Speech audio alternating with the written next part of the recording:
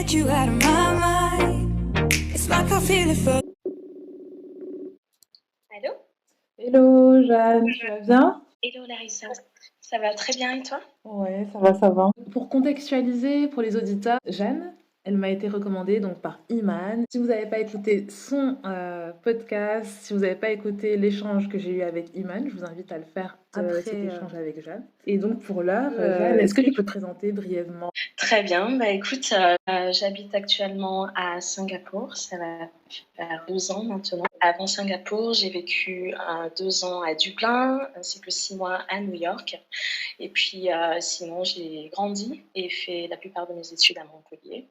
Waouh! Et Un parcours, un parcours riche, un parcours international. Bah, c'est d'ailleurs pour ça que je voulais absolument, absolument, absolument l'avoir en interview pour vous. Est-ce que tu peux nous dire comment t'en es arrivé à vivre aujourd'hui à Singapour? Est-ce que tu peux expliquer un peu peut-être ton parcours académique? oui, absolument. Alors du coup, en termes de parcours académique, alors j'ai commencé par un bac économique et social à Montpellier, au lycée Georges Clemenceau. Ok. Et c'est vrai qu'à l'époque, bon, je ne savais pas trop ce que je voulais faire, mais j'avais une très forte appétence pour tout ce qui avait un lien avec le côté social, la communication, le marketing et tout ça. Ok. Issu de mon bac, j'ai fait 2 ans de licence Infocom.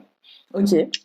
Où c'était vraiment la formation qui regroupait un peu tout ce qui m'intéressait. Donc j'avais à la fois la partie vraiment très com et très théorique, mais aussi la partie un peu plus professionnalisante où on avait pas mal d'études de cas. J'ai fait cette licence Infocom à Paul Valéry, à Montpellier. Après cela, j'ai déménagé à Paris pour intégrer l'école française des attachés de presse, poursuivre dans un master communication marketing. Une des raisons pour lesquelles j'ai choisi cette école, c'était vraiment pour le côté professionnel. Tous les professeurs étaient des professionnels qui travaillaient soit en agence. C'était vraiment très axé voilà, sur le côté pro. Et on avait encore une fois beaucoup d'études de cas, beaucoup de stages à faire. Notamment, mon premier stage, c'était dans une agence de presse parisienne qui s'appelle Hopscotch. Ah, doucement. Donc, petite question. Donc, moi, j'ai deux petites questions par rapport à ton parcours académique jusqu'ici. Déjà, est-ce que l'anglais a été un élément déterminant pour poursuivre d'une formation à une autre et notamment pour être accepté en infocom? Et ensuite, est-ce que ça a joué un rôle majeur par rapport à tes stages dont tu allais parler? Alors c'est vrai que tout ce qui est, enfin juste avant au lycée, j'avais toujours intégré un peu les options anglais renforcé qu'on appelait à l'époque, puisque clairement j'avais déjà conscience que ça ferait une grande différence et puis j'étais très intéressée justement d'apprendre une nouvelle langue. Donc je pense que maîtriser l'anglais pour intégrer une licence Infocom, c'était pas forcément nécessaire, mais c'était quand même très important. D'accord. Ensuite, pour intégrer l'IFAP à Paris, on avait eu un petit entretien en anglais pour tester justement notre niveau. Et après, pour mon stage au Scotch à Paris, c'était quand même demandé parce que c'est vrai que la plupart de mes clients étaient tous français, mais il arrivait par exemple qu'on soit amené à parler avec des journalistes ou des influenceurs internationaux. Donc clairement, oui, c'était important. Ok, oui, carrément, quand tu fais un entretien en anglais, en gros, si tu parles pas anglais, c'est mort, finalement. Exactement. D'accord. Et donc ensuite? Donc ensuite, à l'issue de mon stage, donc je retourne à l'école à l'EFAP. Ok. Donc toujours à Paris et je démarre l'année en septembre et en fait je me rends compte qu'on a la possibilité de faire un échange scolaire d'autres campus, c'est-à-dire que l'EFAP avait des partenariats avec soit des universités ou alors des écoles dans des étrangers. Donc il y avait notamment les US, il y avait Shanghai, il y avait Dublin. Et en fait, Dublin, c'est l'option que j'ai choisie dans la mesure où c'était pas loin de la France. C'était une immersion totale. C'est vrai que bon, financièrement, c'était aussi une des options les plus abordables. Ok. À la base, c'était censé être un échange de 6 mois où on avait des cours de journalisme, des cours de communication et puis d'anglais. Et donc excuse-moi, je t'ai coupé. Du coup, comment ça s'est passé pendant ces 6 premiers mois? L'anglais là-bas, ton installation jusqu'à la fin de ton séjour de 6 mois, comment ça s'est passé pour toi? Comment tu l'as vécu? Franchement, pour être honnête, avant de partir, bon, je m'étais un peu préparé tout ça, mais je savais pas trop à quoi m'attendre. Donc, je suis vraiment sans trop avoir d'attente. Et puis, je me suis dit, écoute, ça va être une superbe expérience. C'est l'occasion de découvrir une nouvelle culture, de profiter de cet échange, voilà, pour améliorer mon anglais. Et puis, à l'issue de ces 6 mois, je reviendrai à Paris et puis je chercherai mon premier job et voilà. Et c'est vrai que dès le moment où j'ai atterri à Dublin, déjà, je pense que les premiers jours ont été vraiment très difficiles dans la mesure où l'accent irlandais est quand même Fort. assez différent. Oui, oui, oui, carrément. Et c'est vrai que oui, les premiers jours, je me suis dit, mais ce n'est pas possible, enfin, il ne parle pas anglais, c'est du gaélique ou je sais pas, mais je ne comprenais rien. Mais c'est vrai qu'au fur et à mesure, on s'habitue, on s'adapte. Et puis, je pense qu'il est aussi important de noter que les Irlandais, c'est vraiment des personnes très chaleureuses et très accueillantes. Donc vraiment, dès le début, j'avais besoin d'une information, il y avait toujours quelqu'un, voilà, pour répondre à mes questions, pour aider. Et puis, le fait d'être aussi en échange sur un campus avec des étudiants qui viennent du monde entier. Il y avait des Indiens, il y avait des Allemands, il y avait des Irlandais, des Américains, and so on. Et donc, c'était vraiment super enrichissant. Et puis, on a tous vécu cette aventure ensemble. Et à l'issue de ces 6 mois, j'ai décidé de faire un stage. Ok. Donc, à Dublin pour une créatrice de bijoux. Ok. Et, donc, c'était un stage communication, marketing. Et la créatrice était irlandaise. Et du coup, dans l'équipe, il y avait une Nigériane, il y avait 2 Américaines, une Portugaise. Super enrichissant comme expérience. Exactement. Surtout du fait qu'on ait tous des backgrounds un peu différents, des parcours de vie différents, ça fait que voilà, on était tous super ouverts d'esprit. Et moi, du coup, mon rôle de cette boîte, c'était justement de développer la marque sur le marché français. Génial. Donc, je cherchais des influenceurs en France pour parler de la marque et puis nous faire connaître. Et voilà. C'est top. Et ensuite, qu'est-ce qui s'est passé du coup? Tu as fini tes 6 mois là-bas. C'était quoi tes options? Alors, mes options, c'était soit de rentrer à Paris et soit faire un MBA à l'EFAP. Ok. Ou alors rentrer en France et chercher du boulot, ou Ok. alors rester à Dublin et soit chercher du boulot, ou alors faire un master. Donc du coup, j'ai choisi la dernière option, puisque j'avais vraiment beaucoup apprécié cette expérience. Ok. Et du coup, j'ai eu l'opportunité de faire un master international business, donc toujours sur le campus du Griffith College. Ok. C'est vraiment très axé voilà, sur la partie business, donc stratégie.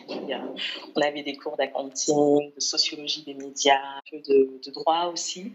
Et voilà, donc c'était vraiment super challenging pour le coup. Grave. Quand tu ressors donc de l'EFAP, tu fais ton échange, est-ce que pour intégrer donc ce MBA, si je ne me trompe pas, à Dublin, est-ce qu'on t'a demandé un niveau d'anglais? Est-ce que tu as dû faire des tests? Comment ça s'est passé? Est-ce que tu n'as pas eu peur de te dire, bah, tu n'étais pas bilingue en partant, tu t'es pas dit oui, est-ce que je vais être acceptée ou tu n'étais pas inquiète à ce niveau-là? Comment ça s'est passé? Oui, c'est vrai qu'en fait, ce que j'ai oublié de mentionner, c'est que déjà, avant de partir pour le premier échange, j'ai dû passer le TOEIC, il me semble. Ok. Et ensuite, après, pour intégrer le master au Griffith College, j'ai dû passer le TOEFL. Oui, quand même. Donc c'est... Ouais. Et oui, Donc, pas facile tout ça. T'es vraiment allé chercher ça. Parce que pour... exactement. Enfin, je remettrai en lien, mais bon, le TOEIC et le TOEFL, faut le travailler. Hein. Donc, c'était pas mal de préparation au préalable, mais c'est vrai que voilà, écoute, quand tu as vraiment un objectif et quand tu veux quelque chose, bah, tu t'en donnes les moyens. Carrément. Ça n'a pas été facile, mais bon, au final, ça a marché. Et du coup, en fait, donc, le master que j'ai fait, donc, c'était un double diplôme. En gros, j'ai fait donc Master International Business au Griffith College, mais c'était aussi un double diplôme toujours avec l'EFAP, où là, du côté de l'EFAP, c'était un MBA en strategic marketing. Ok, donc tu graduates, là du coup tu fais, c'était une année? C'est ça, donc là c'était une année et vraiment c'était super challenging parce qu'encore une fois c'était beaucoup plus compétitif je dirais parce que le niveau il est vraiment international pour le coup. Donc pareil des Français comme moi qui vivaient voilà, la même expérience, donc on s'est vraiment beaucoup soutenus, on s'échangeait les cours, on avait pas mal de groupes de travail aussi avec d'autres étudiants étrangers.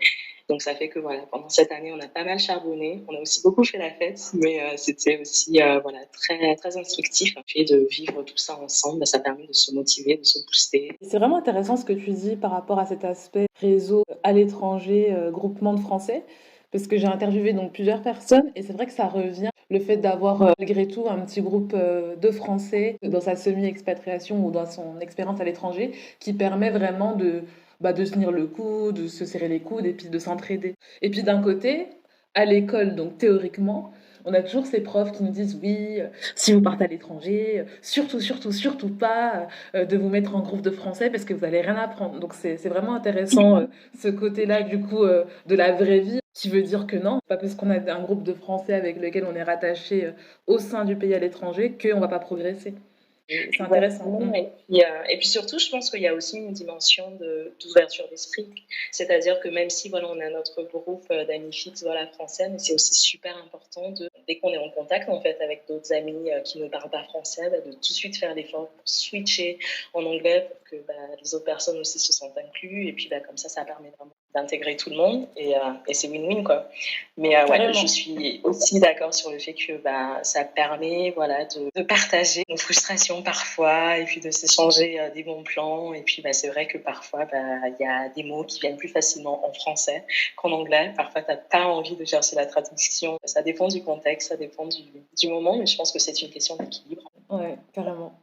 Et du coup, quelles seraient tes top 3 recommandations pour quelqu'un qui veut passer une année à Dublin? Je dirais que déjà, ça dépend d'une part du contexte dans lequel la personne veut le faire. Donc, si on est en études, effectivement, soit regarder au sein de son école les différents partenariats qu'on a entre différents campus. Si on a l'occasion de faire un Erasmus, bingo. Et pour le côté pro, je dirais que Dublin, c'est quand même une ville super dynamique dans la mesure où il y a tous les sièges européens de toutes les grandes boîtes, de la tech notamment. Si tu parles anglais et une autre langue européenne et que tu as une appétence pour les sales en particulier, c'est vraiment bingo quoi. Et après c'est vraiment du réseautage et puis taper un peu à toutes les portes, ne pas avoir peur, ne pas avoir honte et puis juste se dire écoute, on n'a rien à perdre, il n'y a que des opportunités qu'il faut saisir. Et généralement les gens ils sont toujours très ouverts. Ça leur fait plaisir aussi de partager leur parcours. Donc, généralement, les gens prendront toujours le temps de répondre à des questions ou même donner des contacts. Donc, voilà, ne surtout pas hésiter. Ok. Fait. Et donc, après, pour toi, tu fais quoi finalement après avoir obtenu ton diplôme? Pendant cette année, justement, de double diplôme master et MBA, j'ai l'occasion de faire mon stage de fin d'études à New York. Wow. Tout en écrivant ma thèse, j'ai eu cette opportunité de mettre ma thèse en pratique. Le sujet de ma thèse, c'était l'impact des influenceurs sur l'équité de la marque. D'accord. Et du coup, j'ai fait un stage pour une marque de robes de soirée et des prom dress à New York, toujours côté marketing et communication. Arrivée sur place, c'est vrai que encore une fois, je savais pas trop à quoi m'attendre. Je débarque toute seule dans une ville qui est juste immense. Tout me paraît vraiment démesuré et tu sais pas par où commencer. On fait rien que prendre le métro, ouvrir un compte en banque, trouver un logement. Et c'est vrai que vraiment tout redémarrer à zéro, encore une fois, ça a été assez difficile, mais en même temps super excitant, parce que c'est vrai que New York, forcément, ça fait rêver beaucoup de personnes. Et puis le matin, tu te réveilles, tu es dans Manhattan, tu as l'impression d'être dans un film. Même n'ayant jamais été aux États-Unis avant, tu as l'impression qu'à chaque point de rue, c'est une scène de film que tu connais. Enfin, donc tu as l'impression de connaître sans connaître. C'est assez bizarre. Et du coup, le stage, c'est pas très bien passé, pour être honnête, dans la où l'industrie de la mode à New York est très compétitive. Et franchement, ça a été, je pense, de toute ma carrière, une des expériences les plus difficiles. Les plus difficiles dans la mesure où tu arrives dans une équipe que des nanas, bosser dans la mode, c'est le rêve de beaucoup de personnes. Donc, du coup, ça se tire un peu dans les pattes. Ma tutrice de stage à l'époque, c'était vraiment compliqué, mais quand même, le stage s'est passé. Et Ouais. j'ai appris quand même beaucoup de choses. Et franchement, c'est sans regret. Si c'était à refaire, je le referais, bien sûr.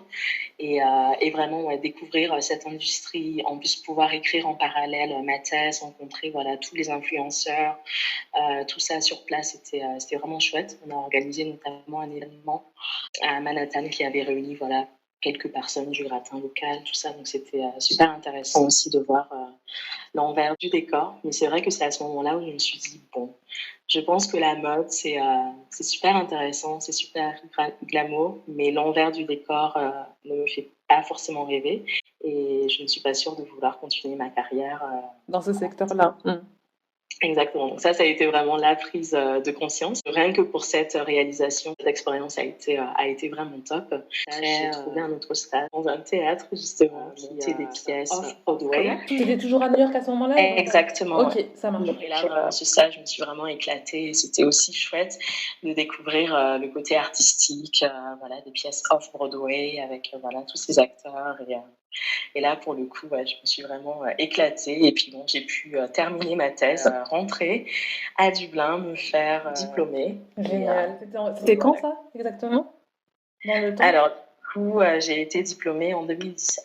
Ok. Et du coup, donc tu rentres à Dublin. C'est ça. Donc, du coup, je rentre à Dublin pour rendre ma thèse et me faire diplômer. Et en fait, là, encore une fois, se pose la question de qu'est-ce que je fais maintenant? Quelles sont les options? Et où aller? Et comment? J'ai rencontré mon mari dès les premiers mois de mon premier échange à Dublin. Donc, c'est vrai que là, voilà, on avait déjà vécu 6 mois de relations à distance, tout ça. Et là, maintenant, étant diplômée, c'était un choix assez important à faire. Donc, soit continuer une relation à distance qui voudrait dire que soit je rentre à Paris pour poursuivre ma carrière, ou alors je reste à Dublin et je cherche un boulot et on continue et on verra. J'ai l'idée de rester, sachant que tous mes copains d'école, ils rentraient tous dans leur pays respectif. Ah, mais l'amour, ça fait beaucoup de choses. Hein. Et puis c'est ton mari aujourd'hui, c'est que tu as fait le bon choix. Exactement. J'ai été parmi l'une des seules à rester. Donc ça fait bizarre aussi, voilà, quand tu vis une expérience avec tout le monde et puis tu vois les gens partir au fur et à mesure et tu te dis, bon, d'accord, il va falloir tout redémarrer à zéro, se refaire de nouveaux amis. Mais c'est vrai que voilà, comme je le disais un peu plus tôt, Dublin, c'est super dynamique. Donc du fait que je parlais anglais, du fait que je parlais français, j'étais super intéressée par le domaine de la tech. Donc, je n'avais jamais travaillé en sales, mais je me suis dit pourquoi pas, puisque c'est vraiment là où j'ai identifié le plus d'offres. Du coup, j'ai trouvé mon premier job en sales. Ok. Et du coup, je couvrais le marché français et Afrique francophone. Ok. Tu faisais quoi à ce moment-là comme poste? Quelle était ta position? Alors, du coup, mon poste à cette époque, c'était Inside Sales, représentative. Ok. Concrètement, tes missions, tu devais... Je bossais sur un compte en particulier et pour ce compte, c'était un compte IT.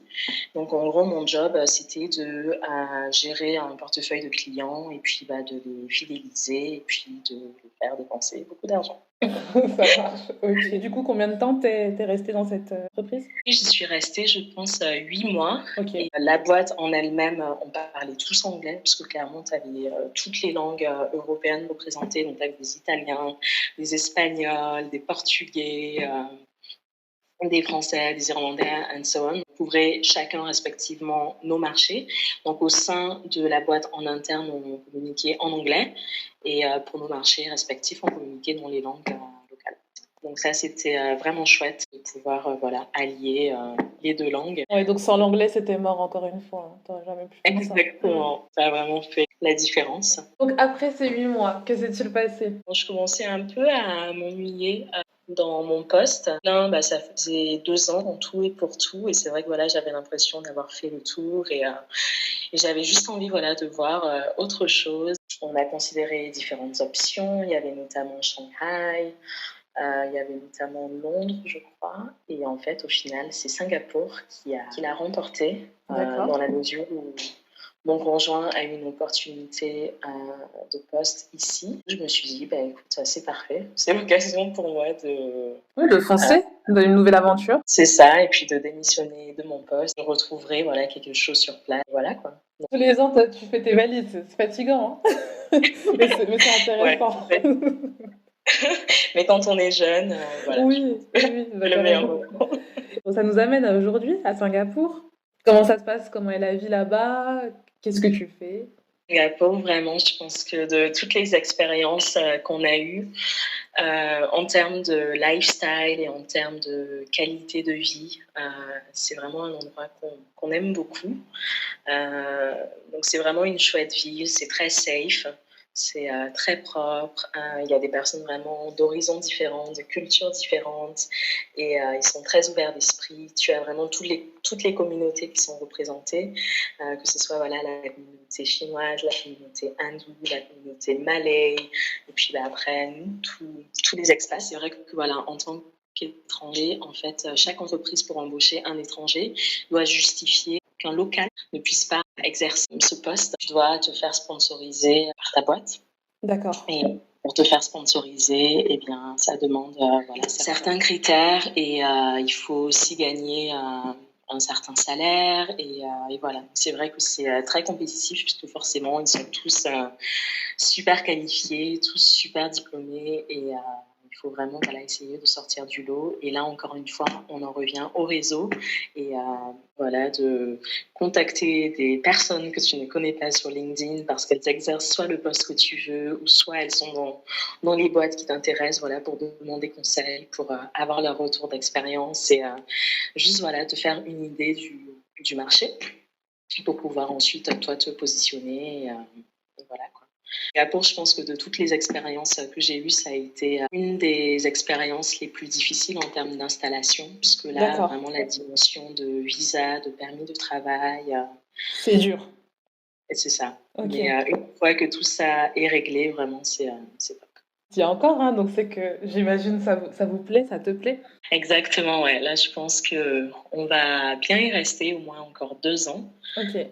Minimum. En étant plus jeune, on a tendance un peu à négliger cette langue. Après, c'est peut-être différent pour la nouvelle génération, avec notamment YouTube et tous les réseaux sociaux. On a vraiment l'habitude maintenant de regarder tous nos programmes et tous les films en VO et tout ça. Mais vraiment, l'anglais, c'est super important. Ça ouvre des portes. Et puis surtout, si on veut avoir une carrière internationale, c'est la base. Et en pratiquant, en parlant, qu'on s'améliore. Moi, pour être honnête, au début, j'avais vraiment très honte de mon accent, j'avais limite honte de parler, tout ça. Mais en fait, au final, on a tous un accent. Et c'est vrai que en étant française, avec l'accent français, généralement, bah, les gens ils apprécient, ils trouvent ça so chic, so sexy. Donc voilà, moi, pour l'instant, ça, j'ai un très fort accent anglais, français, pardon. Mais voilà, j'en ai pas honte, au contraire, je le revendique et puis ça fait partie de mon charme et de ma personnalité. Et puis voilà, donc vraiment ne pas avoir honte et l'essentiel c'est de parler, de s'exprimer. Et puis voilà. Jeanne, je te remercie pour cet échange. Je resterai sur cette note positive et ce message que transmettre par rapport à la confiance en soi, par rapport à son axe. À bientôt. Bah, merci à toi Larissa et puis je te souhaite beaucoup de succès avec ce nouveau podcast. Merci beaucoup.